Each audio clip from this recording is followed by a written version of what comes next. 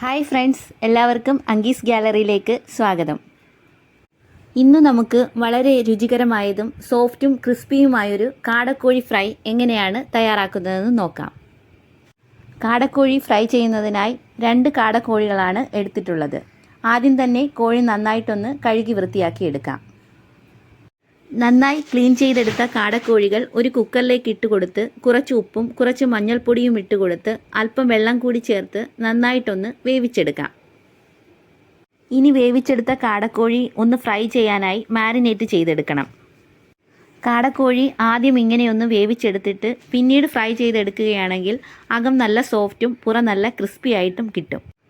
കാട ഒന്ന് മാരിനേറ്റ് ചെയ്തെടുക്കാൻ ആവശ്യമായ മുളക് പൊടി 1.5 ടീസ്പൂൺ, കുരുമുളക് പൊടി 1/2 teaspoon, 1/2 teaspoon garam masala, 1 teaspoon ഇഞ്ചി വെളുത്തുള്ളി പേസ്റ്റ്, ഉപ്പ് ഇത്രയും കൂടി നന്നായിട്ടൊന്ന് മിക്സ് ചെയ്തെടുക്കാം.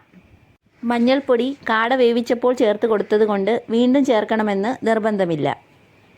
ഇനി മാരിനേഷനുള്ള മസാല മിക്സിലേക്ക് കാടക്കോഴി വെച്ച് കൊടുത്ത് നന്നായിട്ട് മസാലയെല്ലാം ഒന്ന് തേച്ച് പിടിപ്പിച്ചെടുക്കാം. ഇനി ഇതൊരു 10 മിനിറ്റ് മാറ്റി വെച്ചതിന് ശേഷം ഫ്രൈ ചെയ്യാനായി തുടങ്ങാം. ഒരു ഫ്രൈ പാനിലേക്ക് കാടക്കോഴി വറുത്തെടുക്കാൻ ആവശ്യമായ വെളിച്ചെണ്ണ ഒഴിച്ചു കൊടുത്ത് ചൂടാകുമ്പോഴേക്കും കുറച്ച് കറിവേപ്പിലയൊന്ന് ഇട്ട് കൊടുക്കാം. ഇനി ഇതിലേക്ക് മാരിനേറ്റ് ചെയ്ത് വെച്ചിട്ടുള്ള കാടക്കോഴി ഇട്ട് കൊടുക്കാം. കാടയുടെ ഒരു സൈഡ് നന്നായിട്ടൊന്ന് മൊരിഞ്ഞു കഴിഞ്ഞാൽ തിരിച്ചിട്ട് കൊടുത്ത് അപ്പുറം കൂടി നന്നായിട്ടൊന്ന് മൊരിയിച്ചെടുക്കാം. കാടക്കോഴി നന്നായിട്ട് മൊരിഞ്ഞു കഴിഞ്ഞാൽ എണ്ണയിൽ നിന്നും കോരി മാറ്റി ഒരു സർവിംഗ് ഡിഷിലേക്ക് മാറ്റാം. ഇപ്പോൾ നമ്മുടെ രുചികരവും സോഫ്റ്റും ക്രിസ്പിയുമായിട്ടുള്ള കാടക്കോഴി ഫ്രൈ ഇവിടെ തയ്യാറായിട്ടുണ്ട്. ഇനി ഇത് നമുക്ക് ചൂടോടുകൂടി കഴിക്കാവുന്നതാണ്. അപ്പം, ചപ്പാത്തി, ചോറ്, പൊറോട്ട അങ്ങനെ എല്ലാത്തിൻ്റെയും കൂടെ ഒരു അടിപൊളി കോമ്പിനേഷനാണ് കാടക്കോഴി ഫ്രൈ.